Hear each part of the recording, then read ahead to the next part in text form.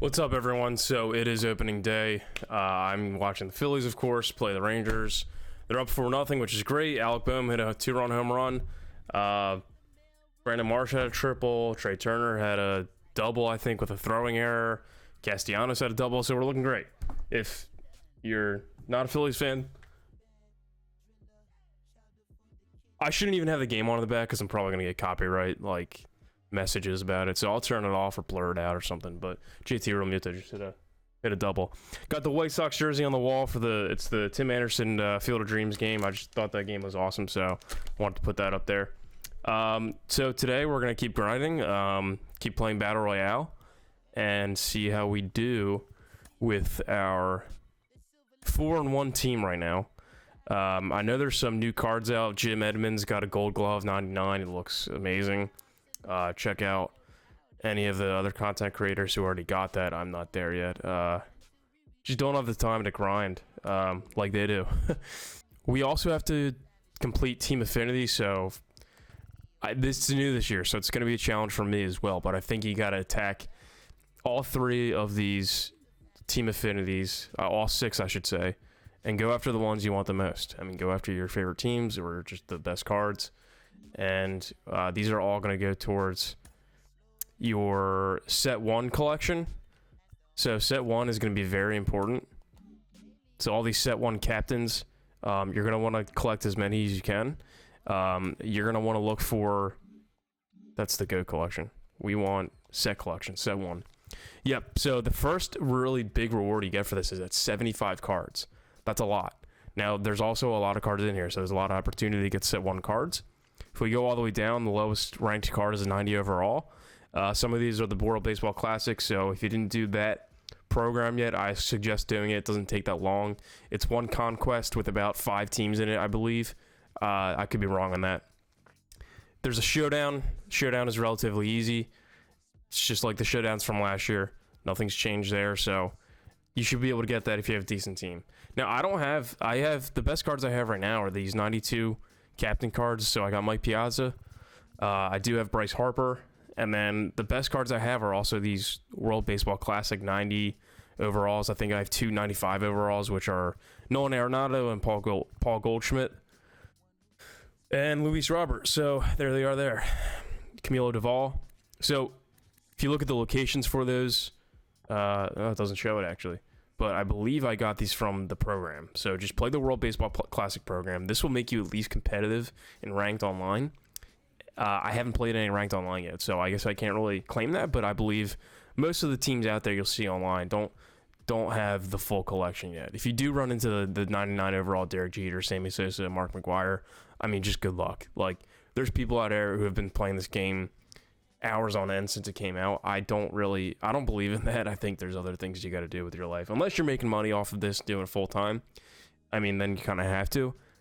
If you're not and you have one of those teams, I mean, you know, as the saying goes, touch grass, but also good for you.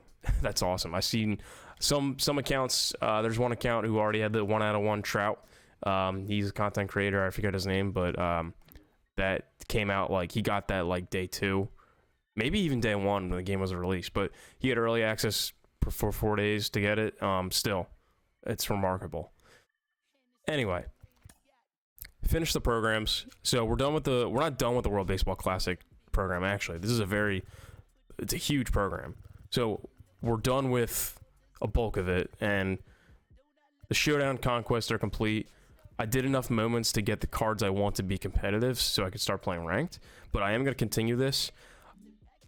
I normally recommend finishing programs one at a time, but I'm going to bounce around. I recommend bouncing around in this year's games since there's so many opportunities for good cards.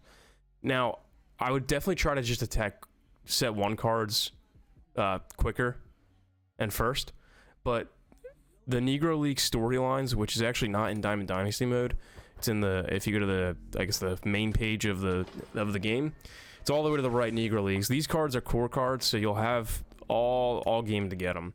But from the day the game came out until 50 days into the game, which would be sometime in late May, I believe, or early June maybe, the set 1 season 1 ends, which is when the set 1 cards are going to be used heavily. Now season 2, they may allow you to use some set 1 cards. We don't know that yet. We know they kind of hinted at, and when I say that, I mean San Diego Studios and MLB The Show. The developers hinted at using cards throughout the rest of the season that don't have to be core cards. So you might be able to use some set 1 cards in the next season. We also have the wild card option. If you don't know what that is, hit the details or hit square button if you have PS5 or PS4. Hit square on the homepage of Diamond Dynasty, and it kind of goes through what the seasons mean, what the wild card slot is, and you kind of read up on it. And I won't waste too much of your time describing what it is. But basically, the wild card is you'll be able to use a card that's out of season, 1 card out of season on your team all year. So they'll let you do that. Now, we don't have to worry about selecting cards in the season. All we have now is any card that's in the game now is available. So set 1 and core. Any program or any online mode like Battle Royale or events that offer set 1 cards, I would try attacking those first. It depends what your style is too. If you like to just try to get the best team you can for the whole year, you kind of like a long-term investor, I would play the offline modes, the Battle Royales, and not the Battle Royales, the Conquest mode, the mini seasons. Get all of those cards. If you want to have a good ranking throughout the whole year and you want to get all the Battle Royale cards and set collections, I would recommend playing events, Battle Royale, and then get the innings in for ranked. So it's going to work the same as last year. If you do, I'm selecting 1v1. If you look at the rewards, and I view the ranked program. So it's actually not the same as last year. Last year, you just had to play 250 innings per season in ranked, or reach World Series, or both. If you did both, you got 2 World Series pack rewards, which is awesome. Only so many people can do that. Only a very small percentage of people make World Series. It's smaller than you think, even though you may play some games against people who have the World Series logo. It's easier. It seems like it's easier to get early on in the year. 250 innings will get you 25 plus another 225 plus 50 plus 20, 70, 20, 90.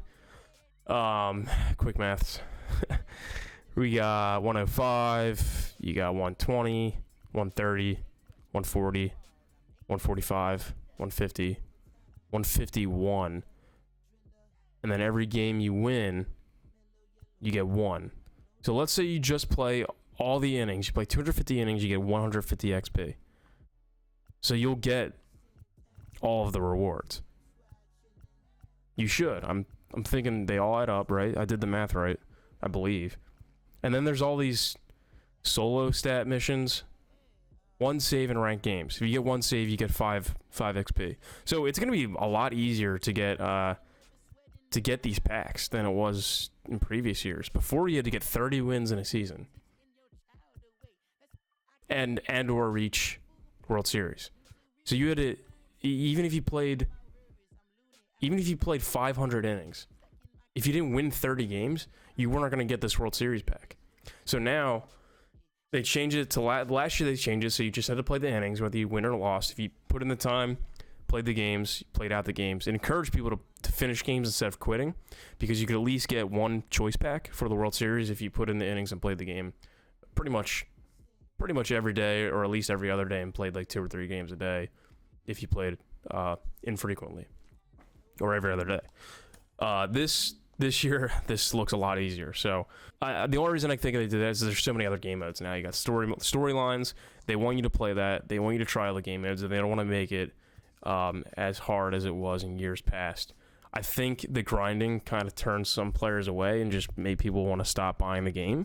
Because if you can't stay competitive, it is pretty frustrating to play against all these other online teams that just will crush you because they can play the game more than you and get the cards because they're playing more, and so on and so on. So that's my guess. I'm going to keep playing. I've pretty much started every game mode just so I could see what it's like. It's tough. Like, you got mini seasons, and now they have 3 different like seasons within the mini season. It's not where you just start the season and then it has rewards for a certain amount of time, and then once that time's up, new rewards come in and you keep playing the season, or you restart the season, win the championship, restart the season again. It's 3 like different individual mini seasons. So you have Team Affinity Season 1, definitely going to play that one. I'm going to skip Lefty Lucy. Just look at the rewards. If you think it's worth it, go ahead and play it. I don't think the Lefty Lucy program is worth starting right away. I think it's just going to waste too much of my time. I did start it, though, because like I said, I wanted to start each game mode. And I unfortunately started with Lefty Lucy. Classic mode is the same as last year. They just introduced mini seasons in MLB The Show 22. So if you know it from last year, you know what it is. If you don't, it's 28 regular season games. And I'm reading the text that's scrolling across right now. 3 inning games, no roster limit. You can actually choose any difficulty to play on in the games. However, the better rewards come with the higher difficulty. So if you play on rookie every year or every game, it's good for getting wins, and that'll help you get the ultimate reward of this, which is the championship bundle, which is 10 the show packs, which usually seem to be pretty rewarding. You get diamonds in those packs, at least I found. However, some of the goals offer some choice packs, some really good incentives if you increase the difficulty. I like to just play some difficulties high, play on Hall of Fame to get those packs. Sometimes it'll be like get 30 strikeouts throughout the season on Hall of Fame difficulty. So I'll try to knock that out of the way, or I'll play some games on it to add towards that. But then, you want to stay at the top of the standings. Some of the computer-generated teams are pretty good because they put the actual legends on their team. You want to try to stay at the top, win your division. So if you feel like you're playing on high difficulties and trying to get those goals, even if you're working towards those goals and you're losing, just go back and start playing, win a couple games on like veteran or all-star. Win a couple games in a row to get your record back up to the top so you can make the playoffs, win the championship bundle, get those cards. It's pretty easy. I think mini seasons is a great addition on top of Conquest to kind of just grind offline and get cards, and you don't have to worry about frustrating yourself with playing against a really, really good player who has all the legends and who probably just plays all day to get and grind and get all the cards. You can grind offline with mini seasons, Conquest, choose your difficulty, play against the computer. It's much more casual, laid back, and it adds to the game more by just, in years past I would just play franchise, Road to the Show. If you're not a big Diamond Dynasty person because of the online features, you could do the mini seasons and still have fun with it in Conquest. All right, so enough of that. Let's get into one of my love-hate Conquest maps, which is in the game every single year, the Nation of Baseball Conquest. This year, I think I'm going to love it a little more than I hate it. I always hate it because it's just such a long grind, and the computer-generated teams end up beating you when you sim too much, and it's just frustrating. But the rewards in this year's are frequent and abundant. It seems like there's a lot more rewards for just winning a division. If I capture the NL West or the NL Central, any division, you get a pretty decent high 80s overall card. So I'm going to go after the NL East first so I can get this Jim Thome All-Star 88 card, and then I'll see where I'm at on the map and see what makes sense to attack next. However, each division pretty much gives you a good card, and they're all core cards, so I don't want to spend too much time grinding at this right away, but I do want to chip away at it. All right, but we're going to keep going after this Battle Royale, and we're going to try to go 12-1 because we already have one loss. We're 4-0. I mean, 4-1. And see how we do.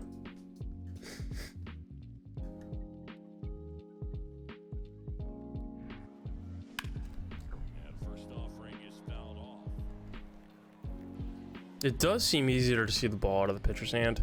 It just doesn't seem easier to tell where it's going to end up. I know that sounds silly, but like the movement halfway across the plate, or I guess from the mound to the plate, seems harder to pick up on, but overall it seems easier to see the ball. So I feel like I'm going to get jammed a lot, but I'll know if it's going to be a ball or strike, if that makes sense. I just didn't want to swing at that. Gonna get up the middle. Keystone here has 106 contact and 102 power against righties. Yeah, I'm hitting 125 with this 99 overall with 125 power. Ah, dude.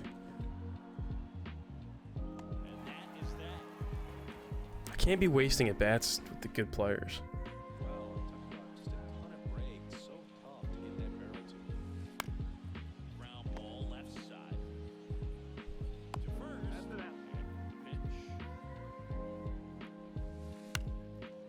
Nice, he was early on it.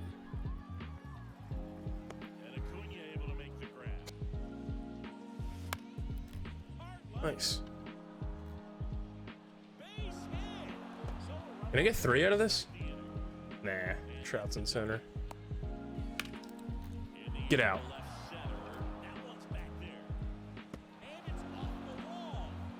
Damn, he's slow. This guy has no energy, and I just missed a changeup right down the middle.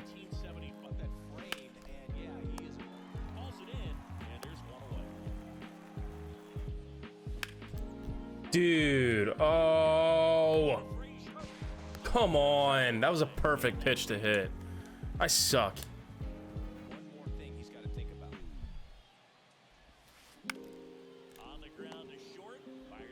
Nice. I'm getting used to this fielding meter. It's a great sign.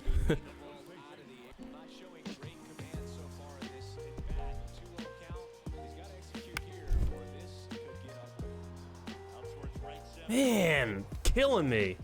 I felt like I got that right on. I don't like this, guys. I don't like this one bit. Get out. What? Dude, I squared that up. Pete Alonso only has 82 power versus righties in this game. All right, they dogged him. You know I'm a Phillies fan, and they absolutely dogged Alonso on the power for his live series card. 82? Come on, man.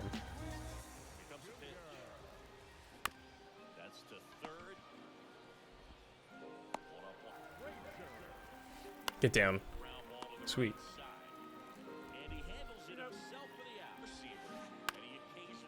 Nice.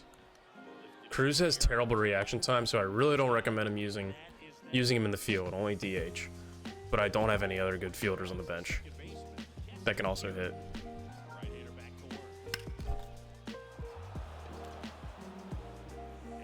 Nice! Dude, Keston Hiura is amazing.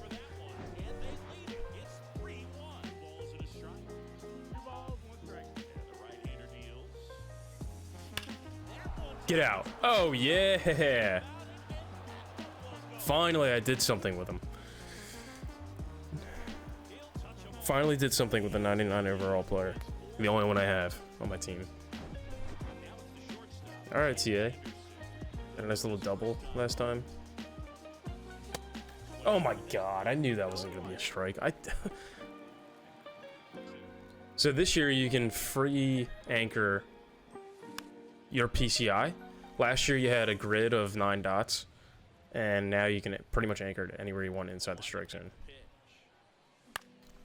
Like that. Except I was late.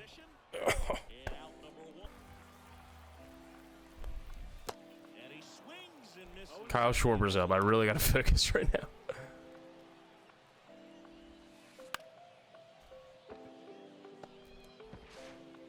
Nice. Man, that was a sweaty one for me.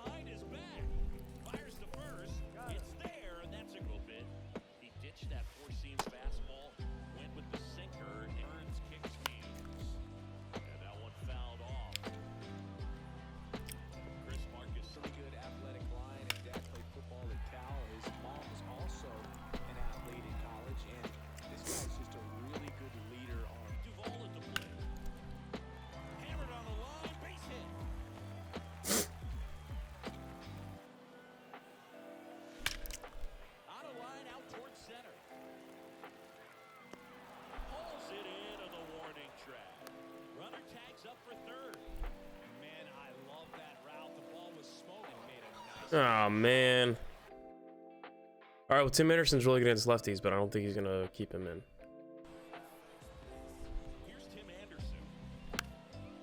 What the f, Tim? Oh my god. Oh my god, I suck. Get out.